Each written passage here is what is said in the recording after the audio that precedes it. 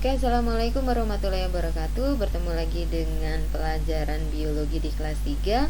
Masih dengan materi evolusi. Kali ini Ibu akan melanjutkan materinya, yaitu tentang spesiasi. Nah, spesiasi adalah proses terbentuknya spesies atau makhluk hidup yang baru atau jenis yang baru. Nah, faktor-faktor yang mempengaruhi spesiasi, yang pertama adalah isolasi geografi, yang kedua adalah isolasi reproduksi, domestikasi, mutasi, terutama adalah mutasi yang jenis poliploidi. Nah, kita akan bahas satu persatu ya. Nah, sekarang kita bahas isolasi geografi. Itu berhubungan dengan suatu daerah atau suatu tempat. Nah, dibagi menjadi dua, yaitu simpatrik dan tidak simpatrik, atau enggak juga harus pakai K ya, simpatri boleh gitu ya. Kemudian yang tidak simpatrik itu dibagi menjadi tiga. Yang pertama adalah alopatri, yang kedua adalah parapatri, yang ketiga adalah peripatri. Oke, kemudian kita bahas isolasi geografi adalah isolasi atau proses terbentuknya spesies baru karena adanya batas alam atau batas daerah ya, atau batas geografi. Nah, apabila batas alam tidak dapat dilewati, maka suatu populasi tidak akan pernah bertemu dengan populasi lainnya yang sejenis ya, karena itu tidak akan pernah terjadi perkawinan secara alami. Jadi bagaimana kalau misalkan dia terpisah suatu daerah, kan nggak mungkin ketemu gitu ya, kecuali dengan bantuan manusia baru bisa ketemu. Contohnya gini, kuda yang hidup di Indonesia itu nggak akan pernah ketemu dengan kuda yang hidup di Eropa. Nah, mereka bisa bertemu kalau dipertemukan oleh manusia. Jadi secara alami mereka tidak akan saling kawin ya, sehingga akan menjadi dua jenis yang berbeda. Oke, sekarang kita bahas yang spesiasi simpatrik. Nah, spesiasi simpatrik itu terjadi pada area geografi yang sama ya, tetapi mereka tidak saling kawin meskipun dia berkerabat dekat ya, atau tidak saling berinteraksi meskipun mereka mirip atau berkerabat dekat. Nah, ini spesiasi ini diduga terjadi karena adanya kelainan genetik, kelainan morfologi, kelainan tingkah laku, dan juga fisiologi. Nah, kenapa yang genetik itu saya kasih warna yang berbeda? Kemungkinan besar, kata ahlinya, katanya karena kemungkinan besar itu diduga karena genetik yang berbeda. Nah, ini dicontohkan mencit atau tikus ya, mus musculus yang hidup di Eropa, terutama di daerah Swiss dan Italia. Itu di daerah itu ada sekelompok kecil mencit yang dia seperti terisolasi atau tidak kawin atau tidak bersosialisasi dengan mencit yang lainnya ya. Jadi dia dianggap sebagai spesies yang berbeda dari keseluruhan spesies yang hidup di Swiss maupun di Italia. Oke. Selanjutnya adalah spesiasi alopatri. Nah, spesiasi alopatri itu adalah proses terbentuknya spesies baru karena adanya hambatan atau halangan dari daerah yang berjauhan. Jadi karena daerahnya berjauhan, maka dua populasi yang kemungkinan berkerabat dekat itu tidak saling berinteraksi, tidak saling bertemu, sehingga tidak terjadi proses perkawinan. Nah, contohnya di sini adalah monyet Sulawesi, Macaca brunensens yang hidup di Pulau Muna dan Buton. Itu dia tidak saling kawin atau berinteraksi dengan Macaca ocreata yang hidup di Sulawesi Tenggara. Kemungkinan di Pulau Muna dan Buton itu dia kepulauan yang dipisahkan oleh lautan, sehingga tidak mungkin bertemu dengan jenis makaka atau monyet yang lainnya, sehingga tidak saling berinteraksi. Karena tidak saling berinteraksi dan tidak mau kawin secara alami, maka sudah disebut dengan spesies yang berbeda. Ingat, suatu makhluk hidup dikatakan suatu spesies itu jika dia mau kawin secara alami dan menghasilkan keturunan yang fertil. Artinya kawin secara alami itu berarti kawin tanpa harus dipaksa gitu ya. Nah, di sini, ini adalah jenis monyet atau makaka yang hidup di Sulawesi ya. Nah, di sini ada makaka tadi ya, ocreata dan brunensens ya. Ini dan ini. Nah, ini di Kepulauan Buton di sini. Oke, kemudian ini di Sulawesi Tenggara tadi ya.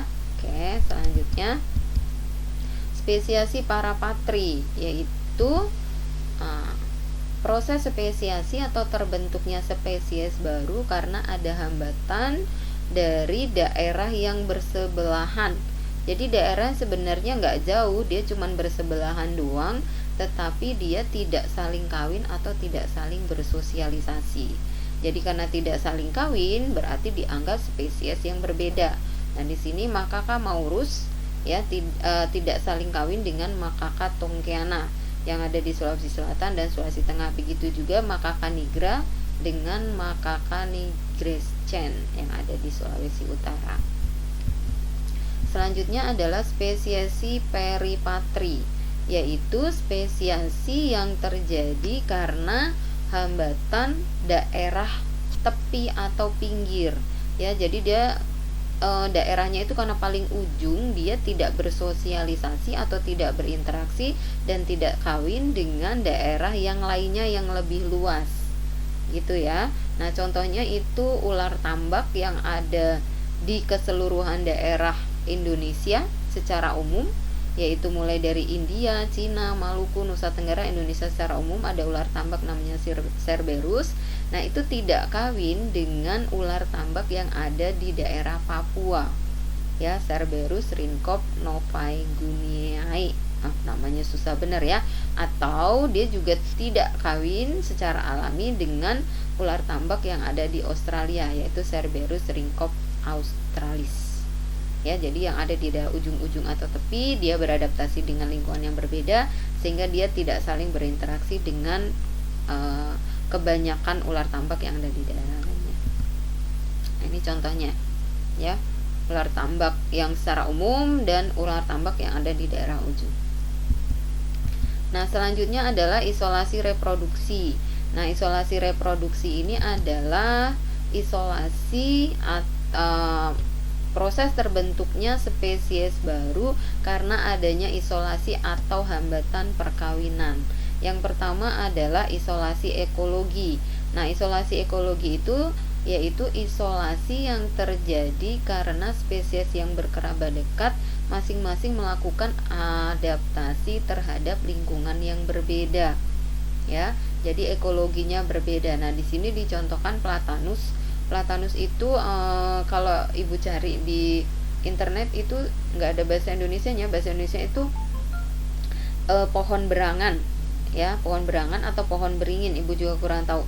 Nah, di sini Platanus itu yang hidup di Indonesia Timur dengan yang hidup di Indonesia Barat itu tidak bisa saling kawin ya, karena kemungkinan mempunyai lingkungan yang berbeda atau hidup di lingkungan yang berbeda sehingga tidak mau saling kawin.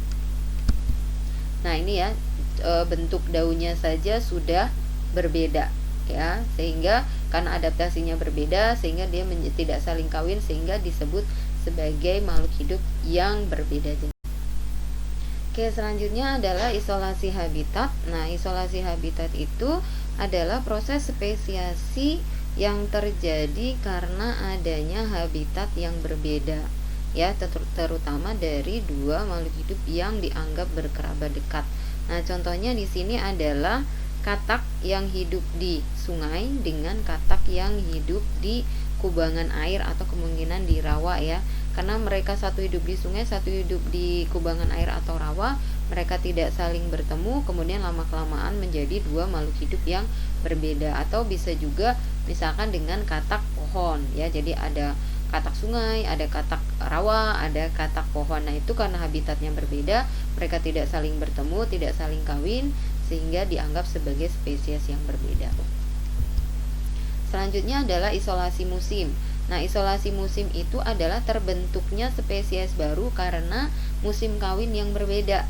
Nah, di sini contohnya adalah Pinus radiata yang berbunga awal Februari dengan Pinus muricata yang berbunga awal bulan April.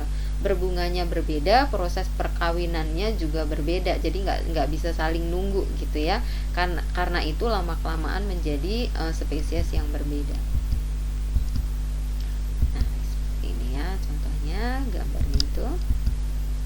Selanjutnya adalah isolasi perilaku. Jadi proses terbentuknya spesies baru karena adanya perbedaan perilaku. Kemungkinan dulunya dan di sini dicontohkan adalah unggas atau jenis ayam-ayaman. Kemungkinan nenek moyang ayam dulu sama gitu ya, kan berdasarkan evolusi seperti itu. Karena mungkin untuk adaptasi, maka mereka melakukan pola tingkah laku atau perilaku yang berbeda, maka lama-kelamaan mereka akan menjadi jenis makhluk hidup yang berbeda. Nah, di sini dicontohkan ayam jantan menarik perhatian betinanya dengan mengeluarkan suara yang merdu atau berkokok ya. Kalau burung merak jantan ya, dia menarik perhatian betinanya dengan cara mengembangkan ekornya sebagus mungkin. Atau contoh yang lain misalkan burung cendrawasih. Nah, burung cendrawasih itu dia akan menari seperti menari begitu untuk menarik perhatian betinanya. Selanjutnya adalah isolasi mekanik. Jadi ini isolasi mekanik ini proses terbentuknya spesies baru karena adanya hambatan dari alat kelamin atau reproduksi. Nah, biasanya kalau dalam satu jenis itu ada dua ukuran, yang satu besar dan yang satu kecil, biasanya yang besar kawin dengan yang besar, yang kecil dengan kawin yang kecil, sehingga lama kelamaan akan menjadi dua spesies yang berbeda. Ini contohnya ya, anjing berukuran kecil kemungkinan anjing Chihuahua. Nah, kemudian ini anjing berukuran besar, contoh anjing herder gitu ya. Nah, dia tidak akan saling kawin. Kemudian isolasi gamet. Nah, di sini yang harus kalian pahami, kembali lagi Bu katakan ya, Ibu tekankan bahwa dikatakan satu spesies apabila dua makhluk hidup itu dapat melakukan perkawinan secara alami dan menghasilkan makhluk hidup yang fertil, itu baru dikatakan dia sebagai satu spesies. Nah, kembali lagi ke sini, isolasi gamet itu dua makhluk hidup itu dapat kawin tetapi tidak pernah terjadi fertilisasi. Karena itu dia dianggap sebagai dua makhluk hidup yang berbeda. Nah, di sini dicontohkan Drosophila americanus dan Drosophila virilis. Mereka dapat saling kawin tetapi tidak akan pernah menghasilkan keturunan baru. Karena itu dianggap sebagai dua makhluk hidup yang berbeda atau berbeda jenis. Selanjutnya adalah isolasi perkembangan. Nah, di sini jadi dua makhluk hidup ini dapat saling kawin tetapi tidak pernah terbentuk zigot, sehingga juga tidak pernah terjadi saya ulangi lagi, isolasi perkembangan adalah isolasi yang terjadi di mana dapat melakukan perkawinan ya, tetapi tidak pernah terbentuknya embrio. Jadi dari zigot sampai embrio itu tidak akan pernah terbentuk, sehingga ya sama aja ujung-ujungnya tidak dapat menghasilkan keturunan. Nah, contohnya di sini kalau dikawinkan kambing dan domba, mereka dapat saling kawin tetapi tidak akan pernah menghasilkan keturunan karena tidak akan pernah terbentuk embrio. Selanjutnya adalah isolasi hibrid yang mandul, yaitu dua spesies ini dapat saling kawin ya, tetapi dapat menghasilkan keturunan, tetapi keturunannya lagi itu mandul atau steril. Jadi kalau dikawinkan lagi dia tidak dapat menghasilkan keturunan lagi. Nah, contohnya itu adalah kuda dan zebra. Itu kan dua spesies yang berbeda. Mereka dapat saling kawin tetapi keturunannya mandul. Kemudian zebra dan keledai. Ya, mereka juga dua spesies yang berbeda. Kalau dikawinkan dapat saling kawin tapi keturunannya juga mandul. Kemudian itik dan entok itu juga sama ya. Mereka dapat saling kawin, menghasilkan disebutnya tiktok ya, tapi si tiktok ini mandul. Jadi dia kalau dikawinkan dia dapat menghasilkan telur tapi telurnya tidak pernah menetas menjadi keturunan yang selanjutnya. Oke, yang selanjutnya adalah domestikasi. Domestikasi adalah terbentuknya spesies baru karena kegiatan manusia yang dijadikan hewan ternak atau tanaman budidaya. Jadi dari liar kemudian dibudidayakan, atau dari hewan liar kemudian menjadi hewan ternak atau menjadi hewan peliharaan. Nah, yang banyak ya contohnya. Nah, di sini Ibu kasih contoh yaitu kucing. Ya, antara kucing liar atau kucing hutan dan kucing kampung. Itu kalau kalian lihat mereka punya perilaku yang jauh berbeda. Ya, kucing hutan itu kan dia pastinya herbivora murni gitu. Tapi kalau kucing kampung dia jadinya omnivora, apa aja dia mau makan gitu ya. Nah, ini contohnya. Yang selanjutnya adalah mutasi poliploidi. Nah, kalian ingat lagi ya dengan materi mutasi. Jadi mutasi itu ada mutasi euploidi dan aneuploidi. Nah, untuk mutasi euploidi itu terbentuknya spesies baru karena lebih dari 2N ya. Nah, bisa saja terjadi secara alami, tetapi kebanyakan itu terjadi karena bantuan dari manusia atau keinginan manusia ya. Nah, di sini dicontohkan disilangkan antara jenis pisang Musa acuminata. Nah, ini adalah jenis pisang yang ukurannya lebih kecil tetapi manis. Kemudian disilangkan dengan pisang balbisiana, Musa balbisiana, itu adalah pisang yang berbiji. Nah, biasanya pisang ini kan tidak manis dan banyak bijinya.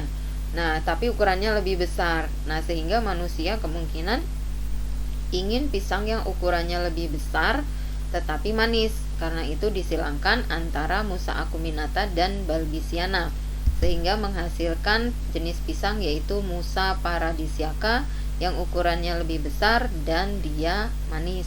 Nah, seperti itu ya. Nah, contoh yang lainnya itu juga banyak. Nanti kamu bisa lihat sendiri. Oke, sampai di sini ya materinya ya. Oke, jaga terus kesehatan ya. Dengan 3M, pakai masker, menjaga jarak, mencuci tangan dengan sabun. Terima kasih. Assalamualaikum warahmatullahi wabarakatuh.